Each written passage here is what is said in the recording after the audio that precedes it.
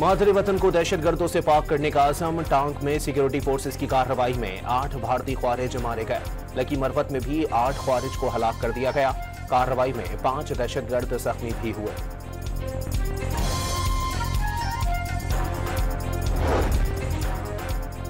हंगू में police check post के करीब नस्ब बारूदी मवाद का धमाका। एसपी समेत 3 पुलिस एहलकार शहीद। वजीर आला ने एपेक्स कमेटी इजलास तलब कर लिया।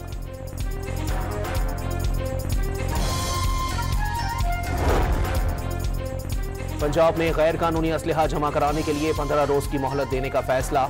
जिन्हें लाइसेंस मिले उनकी भी स्क्रूटनी होगी। टीएलपी को कलअदम करार देने का नोटिफिकेशन जारी कर दिया गया। इंसदाद दहशतगर्दी एक्ट के तहत फर्स्ट शेड्यूल में शामिल कलअदम तंजीम के तमाम अकाउंट्स को मुंजमद किया जाएगा। सियासी और समाजी सरगर्मी नहीं कर सकेगी।